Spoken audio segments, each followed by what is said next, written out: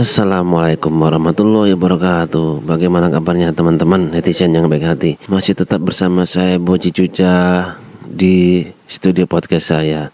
Oke teman-teman, kali ini kita akan bahas tentang Kumaila lagi ya. Saya waktu itu tidak sengaja melihat Instagramnya di storynya ya, bahwa dia bilang begini begitu, berbuat begini begitu, itu ternyata hanya untuk konten.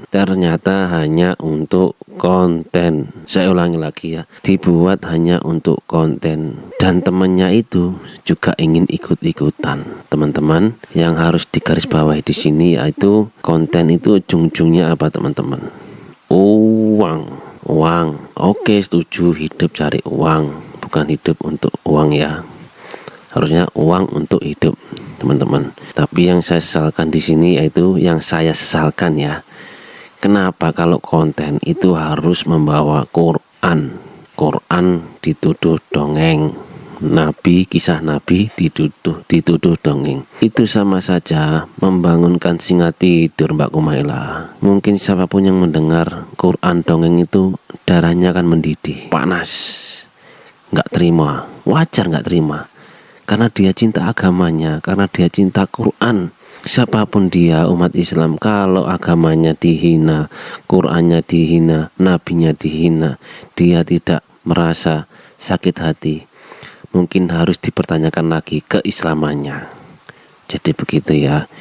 Jadi Mbak Kumaila yang baik hati, tolong jika ingin membuat konten, tahu saya trik Anda itu untuk menyerang yang masalah sensitivitas ya, agar langsung meledak boom gitu. Saya tahu triknya salah satunya itu.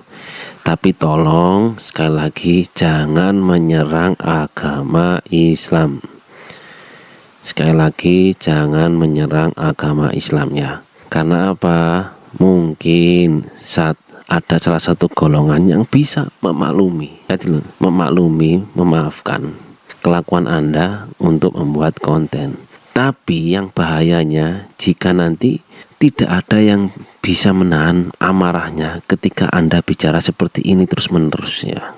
Tuhan butuh ujian, katamu begitu kan. Tuhan maha jahat, Al-Quran dongeng, kisah Nabi dongeng. Waduh, ini bahaya Mbak Kumaila. Mbak Kumaila kan pernah bilang saya akan diancam dibunuh. Nah, itu baru ancaman manusia Mbak Kumaila. Gimana ancamannya Allah nanti kepada orang-orang yang mendustakan ayatnya? Ancamannya seru nggak main-main. Ancamannya di neraka jahanam. Dipikirnya neraka jahanam ini panas gitu ya, enggak. Paling ringan siksaannya neraka itu dipakaikan sandal di kedua kakinya, otaknya mendidih. Itu yang paling ringan. Tapi dia menganggapnya itu yang paling berat. Nah itu, siapapun yang mengatasnamakan Allah untuk menjual ayat-ayatnya secara murah, itu nanti pasti akan, orang Jawa bilangnya itu kualat. Mungkin gak kualat di sini, bisa kualat di akhirat. Nah, jangan di akhirat lah, kejauhan. Kualat waktu sakaratul maut, alam barzah. Ya itu ya Mbak Kumaila ya. Kalau Anda menuduh Al-Quran dongeng, saya akan memberi referensi ya. Al-Quran itu bisa menjaga Anda di 3 dunia. Di 3 dunia ya. Al-Quran bisa menjaga kami umat Islam yang menjaganya di 3 dunia. 1 di alam dunia, 1 di alam barzah kuburan, dan yang terakhir di alam akhirat.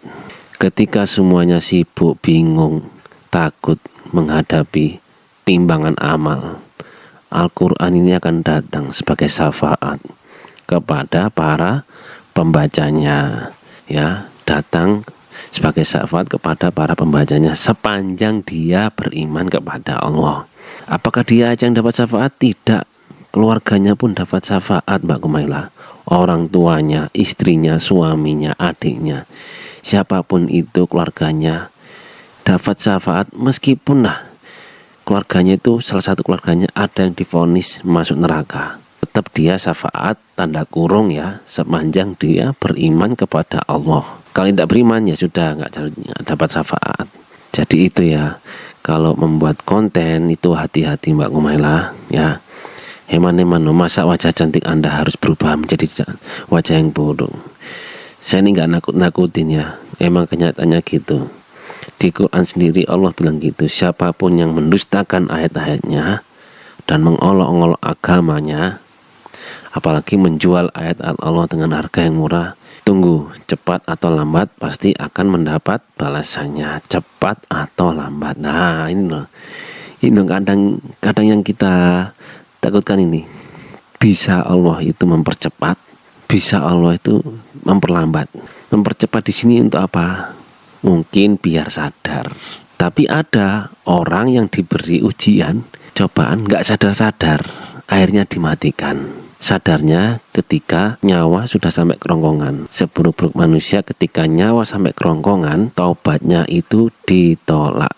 Nah, itu yang cepat ya. Lambat, kenapa Allah memberi lambat azabnya tadi itu? Biar orang tadi itu berpikir bahwa dan berpikir untuk bisa diberi kesempatan untuk memperbaiki diri lah. Perbaiki diri supaya apa? Sadar diri kembali ke jalan Allah. Ihdinas siratal mustaqim. Orang agama sebelah kan sering bilang gitu, ihdinas siratal mustaqim. Ya Allah, tunjukilah kami jalan yang lurus. Udah itu aja. Dia nggak baca ayat selanjutnya, siratal ladzina an'amta alaihim ghairil maghdubi alaihim waladdallin. Tunjukilah kami jalan yang lurus, yaitu bukan jalannya orang yang kau murkai dan yang engkau laknat. Nah itu.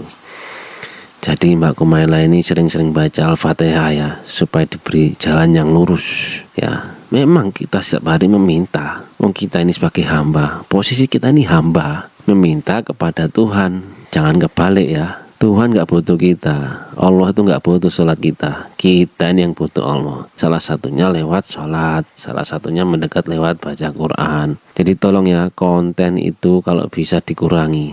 Bahas yang lain kan bisa, tidak harus agama. Bahas yang lain, yang lucu-lucu juga bisa. Apalagi Anda ini cantik loh. Anda cantik ini sebetulnya cepat untuk mendapat respon dari yang lain. Tapi tadi ya, kalau Allah sudah menghendaki dia tersesat, tidak ada seorang pun yang bisa mengembalikannya ke jalan yang benar. Tapi sebaliknya, jika Allah menghendaki ke jalan yang lurus, tidak ada makhluk satupun yang bisa membuatnya dia tersesat. Oke teman-teman, akhirul kalam. Assalamualaikum warahmatullahi wabarakatuh.